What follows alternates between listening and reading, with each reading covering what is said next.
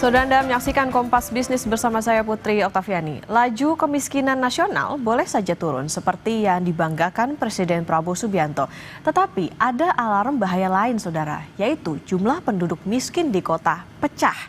PHK, jumlah setengah pengangguran sampai pengangguran laki-laki. Jadi biang angka kemiskinan di kota naik.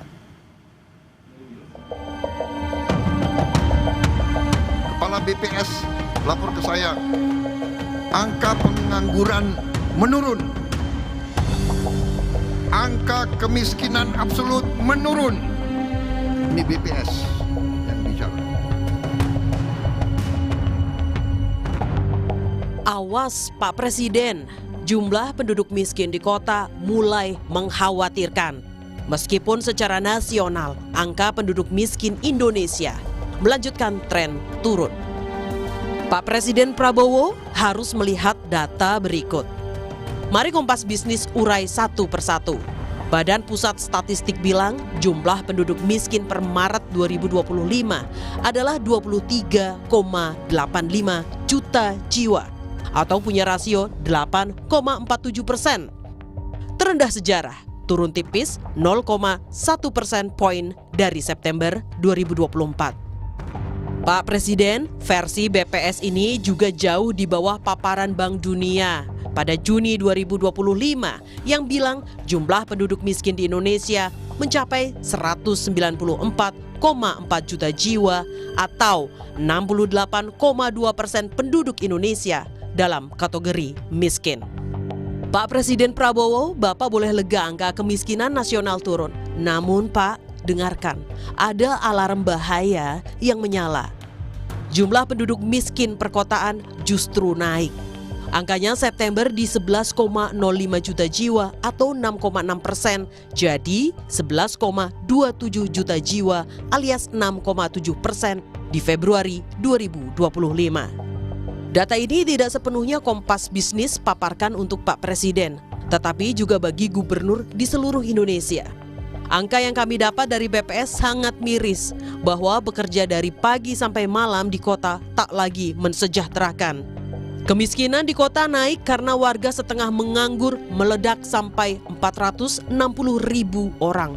Pengangguran laki-laki di kota juga naik jadi 6,06%. Kita cermati di grafik tersebut, persentase penduduk miskin di perkotaan pada Maret 2025 yaitu sebesar 6,73% mengalami peningkatan jika dibandingkan dengan kondisi September 2024. Penduduk miskin di kota meningkat sekitar 0,07% poin Maret 2025 dibandingkan dengan September 2024 yang lalu. Nah, yang menariknya, jika kita lihat berdasarkan wilayahnya, indeks kedalaman kemiskinan pada Maret 2025 di perkotaan mengalami peningkatan. Jadi jaraknya terhadap garis kemiskinan, pengelolaan kemiskinan itu semakin mengalami agak jauh meningkat. Kami garis bawahi, pekerja setengah menganggur adalah mereka yang bekerja kurang dari 35 jam dalam sebulan atau masih mencari pekerjaan. Oke, mari kita sudahi kegaduhan beda data kemiskinan Bank Dunia dan BPS. Tetapi angka kemiskinan kota yang naik saat data nasional turun adalah api dalam sekam jika tak ada solusi. Diah Megasari Anjaya, Tim Liputan, Kompas TV. Dear Pak Presiden Prabowo Subianto, coba dengarkan, ada alarm bahaya yang menyala di data kemiskinan. Angka nasional boleh saja turun, tapi sesuatu yang baru datang meresahkan. Jumlah penduduk miskin di perkotaan naik. Kompas Bisnis akan tanya ke Media Wahyudi Aska, Direktur Kebijakan Publik Selyos yang juga menempuh pendidikan PhD bidang kemiskinan. Selamat pagi Mas Media. Selamat pagi Mbak Okta. Mas Media, rasio warga miskin sejak tahun 98 memang turun, jadi ini bukanlah hal baru lah ya, tapi masalahnya data terakhir rasio miskin cuma turun 0,1% poin. Apakah segini aja kemampuan pemerintah? Maksud kami kemampuan pemerintahnya yang turun gitu. Iya Mbak, Indonesia negara berkembang, bonus demografi, produktivitas kita juga seharusnya naik. Jadi penurunan kemiskinan adalah hal yang wajar. Bahkan sejak zaman Pak Habibie juga kemiskinan menurun. Tapi kan penurunannya sekarang hanya 0,1%. Artinya banyak masyarakat yang jatuh miskin, meskipun pada saat bersamaan jumlah orang yang naik dalam kategori tidak miskin juga naik. Jadi penurunan bersih kita itu masih sangat-sangat kecil hari ini. Dan persoalan terbesar adalah definisi kemiskinan BPS itu kan terlalu sempit. Jadi tidak mengcover banyak dimensi kerentanan lain, termasuk juga misalkan kehilangan pekerjaan mendadak, ketergantungan pada hutang dan lain-lain gitu Mbak. Jadi saya lihat hari ini pemerintah cukup gagap menghadapi fenomena ini dan cenderung melakukan statistical mirage. Ini teori di mana negara sering mengejar indikator kuantitatif, angka kemiskinan turun, inflasi rendah, tapi mengabaikan realitas kualitas hidup masyarakat. Jadi mengklaim ada kemajuan tapi yang dirasakan masyarakat khususnya di kota yang hari ini justru sebaliknya. Jadi sangat disayangkan sebetulnya kalau Pak Presiden memakan mentah-mentah data BPS. Saya paham data kemiskinan itu kan legitimasi politik. Jadi kalau kemiskinan meningkat drastis, pemerintah pasti akan dikritik telah gagal melindungi rakyat, narasi keberhasilan juga akan jadi lemah. Tapi ayolah, jadi jangan berlebihan juga. Karena ketika kita mengukur sesuatu dengan cara yang salah, kita akan melakukan penyelesaian dengan cara yang salah. Dan hari ini saya kira pemerintah akan jauh lebih baik mengungkap fakta yang ada, kemudian menelusuri program-program mana yang belum tepat sasaran. Ini baru tahun pertama Pak Prabowo, jadi saya kira masyarakat sangat memahami kalau seandainya ekonomi saat ini masih sulit. Toh ini juga belum sepenuhnya salahnya Pak Prabowo, karena Pak Prabowo baru 1 tahun pemerintahan. Jadi saya kira Presiden juga harus lebih percaya diri, begitu Mbak. Oke, Mas Media penegasan, artinya gini, kalau secara singkatnya bisa kita katakan ini kayaknya lagi agak main aman gitu, tidak memotret realitas yang terjadi saat ini sebetulnya angka kemiskinannya seperti apa atau kondisinya yang benarnya seperti apa. Nah kalau kita bicara soal data kan juga ini yang jadi ramai adalah antara BPS sama World Bank sama Bank Dunia juga beda nih. Nah ini gimana Mas Media bisa menjelaskannya? Iya, persoalannya perbedaan datanya terlalu jauh ya. Disparitasnya 8 kali lipat, 23 juta berbanding 190-an juta. Jadi kan masyarakat wajar bertanya dengan baik kepada pemerintah, apakah benar penduduk miskin kita sedikit gitu. Saya dalam posisi akan jauh lebih baik kita apa adanya terhadap fenomena kemiskinan ini. Jadi kemiskinan itu bukan aib, tapi masalah sosial yang harus diselesaikan. Dan saya kira poin pentingnya hari ini adalah mendeteksi di mana kantong-kantong kemiskinan, apa penyebabnya, dan kemudian mengidentifikasi program-program pemerintah yang sedang berjalan. Jadi kalau seandainya kita menggunakan basis data yang salah, otomatis kita nggak tahu di mana masyarakat miskin itu, anggaran yang dikeluarkan untuk pengentasan kemiskinan juga akan semakin kecil. Ini mau RAPBN 2026 sedang pembahasan, Mbak. Dan kalau kita menggunakan data BPS, hanya 23 juta penduduk miskin, anggaran bantuan sosial untuk masyarakat kecil, saya yakin tidak akan meningkat signifikan. Karena asumsinya sudah menganggap bahwa penduduk rentan miskin kita sedikit menggunakan data BPS. Gitu, Pak. Oke, Mas Media, kita kembali lagi soal bagaimana kemiskinan kota. Tepatkah Kompas Bisnis menyimpulkan warga kota makin rentan miskin parah karena jumlah penduduk setengah nganggur juga pecah naik 460.000 orang. Jumlah pengangguran laki-laki juga naik. Iya, jadi setengah menganggur ini kan 35 jam per minggu ya. Dan setengah menganggur ini mau bekerja lebih lama. Jadi kalau di perkotaan, itu adalah saudara-saudara kita ojek online, pedagang kaki lima, atau freelance dengan penghasilan yang tidak tetap. Artinya dengan kenaikan setengah menganggur ini, ada tren tidak terserapnya tenaga kerja secara optimal. Jadi akhirnya guncangan ekonomi juga masih cukup berat untuk keluarga mereka. Jadi ada istilah working poverty. Orang tetap bekerja, tapi tetap miskin. Itu kenapa? Karena upahnya rendah dan jam kerjanya juga terbatas. Ini yang saya kira juga cukup mengkhawatirkan ya Mbak. Dan kalau kita lihat data BPS itu angka pengangguran laki-laki kan meningkat ya. Dan artinya kita tahu di Indonesia laki-laki paling banyak menopang ekonomi keluarga karena banyak perempuan belum masuk ke pasar kerja. Jadi data ini mengindikasikan bahwa sekarang lapisan rentan yang baru. Jadi rumah tangga yang sebelumnya sedikit di atas garis kemiskinan, tapi karena meningkatnya setengah pengangguran ini mereka jatuh kembali ke dalam kondisi rawan miskin. Dan kalau ini tidak diantisipasi tahun 2025 ya, tahun 2026 saudara-saudara kita ini akan masuk ke dalam garis kemiskinan yang lebih dalam. Jadi kalau mau mengatasi kemiskinan 2026, 2027 ya hari ini berikan lapisan bantalan sosial, perlindungan yang baik untuk masyarakat ke bawah begitu Mbak. Oke, termasuk serapan lapangan kerja juga harus Ya. diperluas karena tadi ya Mas Media, ini cukup banyak orang yang bekerja di sektor informal. Ini tentu menjadi realitas bahwa itu tadi semakin banyak yang bekerja di sektor informal jadi alarm bahaya juga untuk pemerintah. Mas Media, jadi seberapa parah kemiskinan di kota ini? Sudah alarm bahaya menyala belum nih untuk pemerintah? Iya, saya kira pemerintah harus lebih kuat ya program pemberantasan kemiskinan di kota karena struktur ekonomi kita di kota hari ini semakin rentan. Pusat industri padat karya itu pindah ke pinggiran kota, pindah ke luar Pulau Jawa ya. Dan pada saat yang sama lonjakan hidup untuk tinggal di kota tinggi sekali. Jadi kalau rata-rata garis kemiskinan BPS itu 20.000 per hari itu nggak realistis untuk masyarakat kota gitu ya. Dan ditambah lagi sistem perlindungan sosial di perkotaan kita juga masih berantakan. Skema bantuan sosial, PKH, BLT, sembako itu kan didesain untuk masyarakat pedesaan. Dan banyak data DTSEN ya sekarang itu tidak mencakup pekerja informal di perkotaan. Saudara-saudara kita pedagang kaki lima di kota, buruh lepas, atau penghuni rusun, itu nggak masuk di dalam data program pemberantasan kemiskinan di kota-kota begitu Mbak. Jadi saran saya cuma berharap dinsos-dinsos di kota-kota, termasuk juga para menteri itu turun ke lapangan. Coba mereka jalan ke Manggarai, ke Tambora, Jakarta Utara, ke bantaran sungai di Medan, di Makassar. Itu ada banyak sekali rumah berdempetan, tanpa sanitasi yang layak, tanpa tempat bermain anak, tanpa kepastian akses layanan dasar.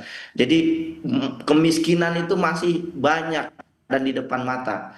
Dan ini bukan hanya soal uang ya, karena kalau basis data BPS hanya soal uang itu salah. Kemiskinan itu juga soal akses terhadap air, akses terhadap listrik, transportasi publik, dan banyak akses layanan dasar lainnya.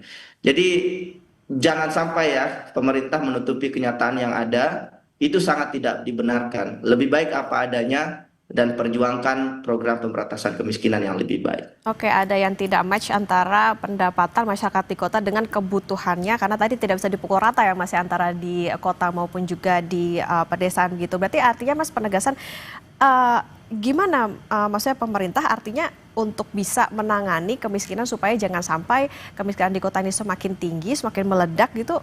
Artinya jadi pengaman sosialnya yang bagusnya seperti apa? Karena itu tadi tidak bisa dipukul rata antara kebutuhan yang ada di kota dengan yang di desa.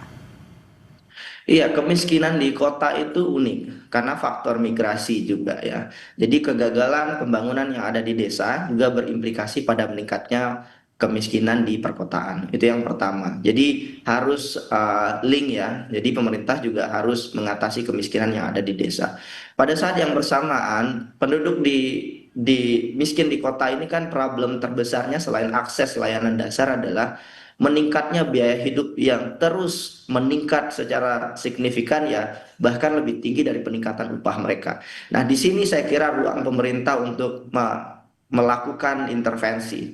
Jadi melakukan upaya untuk mengurangi biaya hidup masyarakat, melakukan intervensi subsidi terhadap transportasi publik, subsidi terhadap pendidikan, subsidi terhadap satu lagi perumahan yang ada di kota. Ini seharusnya bisa dilakukan oleh pemerintah lebih baik. Bekerja sama dengan pemerintah provinsi ya, tidak hanya pemerintah pusat. Di luar itu ada banyak sekali Mbak intervensi, tetapi lagi-lagi soal upah ya di kota. Jadi upah yang layak ini masih tidak baik kondisinya di Indonesia. Bahkan pasca Undang-Undang Ciptaker, masyarakat yang paling terdampak akibat Undang-Undang Ciptaker itu adalah pekerja formal yang ada di perkotaan. Kenapa? Karena banyak penduduk rentan itu bergeser dari pekerja tetap menjadi pekerja tidak tetap outsourcing. Jadi upah lagi-lagi jadi masalah. Dan sama satu lagi, lonjakan pekerja informal di kota. Ojek, kurir, reseller, mereka posisinya ada di kota sekarang. Dan intervensi untuk mereka sangat tidak maksimal karena sebagian besar saudara-saudara kita itu tidak masuk dalam data penduduk miskin di Indonesia. Jadi mereka tidak menerima bansos dan bantuan dari pemerintah, gitu Mbak. Oke, itu catatan. Jadi harus disisir kembali. Dan ini pemerintah yang harusnya berpikir untuk itu ya. Oke. Kita memilih pejabat agar mereka bisa mikir, Mbak. Tentunya agar Untuk bantuan-bantuan dari pemerintah bisa tepat sasaran. Mas Bede, kita lanjutkan kembali nanti usai jeda dan saudara tetap bersama kami di Kompas Bisnis. Kompas Bisnis masih menemani Anda saudara dan kita akan lanjutkan perbincangan bersama dengan Direktur Kebijakan Publik Selyos Media Wahyudi Askar. Mas Media, kita lanjutkan kembali. Tadi sempat disinggung soal bagaimana solusi, soal bagaimana intervensi dari pemerintah. Apa sebetulnya yang paling mendesak bagi penduduk kota khususnya? Rasanya kalau tadi sempat disinggung soal bansos, harus subsidi yang tepat sasaran, tapi langkah konkret tentu saja balik lagi soal pekerjaan. Tapi di satu sisi aroma judi online ini juga menyeruak di tengah angka kemiskinan ini. Apa solusinya Mas Media? Ya, bansos itu kan seperti plester luka saja ya. Dan kalau lukanya terlalu dalam, intervensinya otomatis ya harus operasi atau ada hal-hal yang lebih jangka panjang dan tepat sasaran yang harus dilakukan. Dan saya sepakat sekali bahwa yang paling dibutuhkan hari ini adalah lapangan kerja. 19 juta lapangan kerja seperti janjinya Pak Gibran ya. Dan sekarang gimana caranya yang nganggur itu bisa kerja? Cuman masalahnya lagi-lagi ya di kota kerja paruh waktu pun, kerja penuh waktu pun juga nggak bisa menyelamatkan dari kemiskinan. Median gaji buruh kita itu 2,5 juta Mbak. Sedangkan batas kemiskinan keluarga itu 2,8. Jadi kalau bergantung dari satu pencari nafkah saja, itu setengah buruh di Indonesia itu miskin. Jadi memang kemiskinan di kota ini sangat-sangat mengkhawatirkan hari ini tapi saya masih berharap solusi yang dilahirkan pemerintah juga tepat sasaran. Upah minimum itu harus berdasarkan living cost di kota dan ini harus direformasi termasuk undang-undang ketenagakerjaan. Perlu perlindungan pekerja informal terutama gig workers gitu ya, dan pada prinsipnya mengendalikan biaya hidup di kota. Dan pemerintah itu kan sifatnya intervensi secara kelembagaan ya, mengurangi kemungkinan terjadinya kemiskinan struktural. Jadi dalam konteks judi online Mbak, karena tadi dikaitkan dengan judi online, pemerintah sebetulnya punya ruang ya untuk menghentikan kemiskinan ini agar masyarakat tidak semakin rentan lewat tangan-tangan negara. Jadi soal judi online ini jangan kemudian dilempar ke masyarakat bahwa ini adalah soal behavior, soal perilaku masyarakat yang pemalas, tidak mau berjuang. Saya kira itu sangat tidak bijak juga. Meskipun itu mungkin menjadi salah satu alasan ya, tetapi sebagai entitas negara, negara harus menjamin bahwa perlindungan terhadap ekonomi masyarakat itu terjadi. Dalam konteks judi online, negara harusnya mengawasi dengan lebih baik. Saya ingin sampaikan hal sederhana Mbak, bahwa mengawasi judi online itu tidak serumit yang dibayangkan. Masih negara punya tangannya, negara punya polisi, negara punya sistem. Bahkan sistem pengawasan teknologi hari ini jauh lebih canggih daripada beberapa tahun sebelumnya. Jadi sangat aneh kalau seandainya pemerintah tidak bisa mengawasi judi online ini. Jadi untuk judi online ini problemnya lebih di pengawasan. Memang benar pada saat bersamaan pendampingan harus dilakukan kepada masyarakat, PKH, pendamping PKH dan pendamping program-program pemerintah itu perlu lebih dioptimalkan. Tapi lagi-lagi kalau pengawasannya buruk, mau didampingi seperti apapun, judol tetap akan meningkat signifikan. Dan data-data terakhir sangat mengkhawatirkan ya Mbak, transaksi perputaran uangnya mencapai ya ratusan triliun ya, dan ini sangat-sangat mengkhawatirkan. Bahkan di beberapa daerah memang saya lihat trennya ketika masyarakat menerima bansos terjadi peningkatan aktivitas judi online, dan ini harus dicari jalan keluarnya oleh pemerintah, dan ini tidak bisa hanya lewat pendampingan tapi lewat pengawasan dan penegakan hukum. Oke, pendampingan dan juga pengawasan dari pemerintah karena lagi-lagi bansos ini kayaknya jadi plester doang dari lukanya ya Mas ya. Oke, Mas Media, gini, masyarakat awam mungkin atau boleh jadi sangat percaya dengan klaim pemerintah. Apakah investor ini juga akan percaya window dressing nggak nih datanya? Ya, investor itu kan didampingi konsultan-konsultan hebat ya. lembaga pemeringkat kredit yang pasti mereka tidak menerima angka begitu saja. Jadi kalau indikator statistik pemerintah berlawanan dengan misalkan upah real ternyata menurun, harga kebutuhan pokok melonjak, terjadi gelombang PHK, investor kan akan nanya, ini benar atau tidak gitu. Jadi persepsi investor, ini pemerintah juga saya kira juga harus paham. Saya kira sebagian pemerintah paham ya bahwa persepsi investor itu hanya bisa dibentuk oleh sumber data yang independen. Itu kenapa investor global itu lebih merujuk data World Bank, ADB, lembaga riset independen, Moody's, Fitch misalkan ya. Dan ini yang seharusnya menjadi sinyal kepada pemerintah, ya cukup sampaikan realitas empiris apa adanya. Karena ada beberapa sinyal yang cukup mengkhawatirkan hari ini ya. Jadi misalkan yield surat utang negara untuk tenor 10 tahun itu naik tajam tanpa sebab eksternal yang jelas. Jadi investor ingin risk premium lebih besar sehingga ada sentimen tidak percaya pada stabilitas makro yang dilaporkan pemerintah.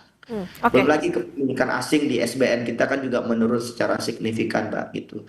Jadi ada banyak indikator-indikator yang menunjukkan investor sepertinya mulai khawatir dan mereka pasti akan tambah khawatir kalau data pemerintah itu membingungkan. Karena indikator kasat mata kan bisa dilihat ya. Banyak proyek yang diumumkan pemerintah tapi nggak sampai masuk ke tahapan konstruksi. Banyak perusahaan membatalkan rencana perluasan pabrik misalkan. Jadi ini sekali tiga uang ya. Jadi kalau data pemerintah kredibilitasnya baik, berarti government accountability-nya baik. Nah, kalau itu sebaliknya, berarti government accountability-nya buruk. Dan kalau kita lihat Mbak, data Global Competitiveness Index kita, itu turun kalau nggak salah 13 poin. Di urutan ke-40 kalau tidak salah. Dan ini menunjukkan investor, pelaku ekonomi itu mulai khawatir dengan stabilitas ekonomi makro di Indonesia. Dan ini harus dicari jalan keluarnya. Saya tidak ingin menyampaikan bahwa oke, ini sangat pesimis, sangat buruk. Tidak juga, ini sesuatu yang bisa dimitigasi. Ayo berubah, ayo bicara apa adanya, kemudian sampaikan data apa adanya. Karena itu akan dilihat sebagai kualitas pemerintah dan progres terus berjalan. Jadi progres ekonomi kita berjalan, progres perbaikan kredibilitas data kita juga berjalan. Dan kalau itu berjalan, pasti investor akan percaya, Mbak. Karena investor itu bicara dengan modal. Mereka nggak bicara dengan kata-kata ya. Jadi kalau ketika mereka percaya, ya mereka invest. Kalau mereka nggak percaya, ya mereka angkat kaki. Dan itu bisa dilihat dari pergerakan pasar. Dan kadangkala mereka nggak bergantung dari rilis BPS atau pidato dari menteri gitu ya. Jadi menjadi jujur soal data kemiskinan itu juga baik. Karena banyak negara sekarang berbicara apa adanya soal data kemiskinan semata untuk menunjukkan bahwa program pemerintah pada hari ini itu sudah on track dan ada evaluasi secara terus-menerus pada program yang salah. Jadi harus lebih apa adanya ya Mbak gitu. Harus lebih apa adanya karena balik lagi data kemiskinan itu bukan aib. Ini yang menjadi catatan adalah jangan terbuai dengan data saat ini karena itu lagi ya Mas, ya balik lagi harus bagaimana melihat potret realitasnya saat ini di mana masyarakat juga sangat butuh tidak hanya jaring pengaman tapi juga pekerjaan dan bagaimana situasi yang terjadi saat ini juga akan berdampak pada bagaimana kepercayaan investor terhadap negara kita. Terima kasih Direktur Kebijakan Publik Selyos Media Wahyudi Askar sudah bersama di Kompas Bisnis. Sehat selalu Mas Media.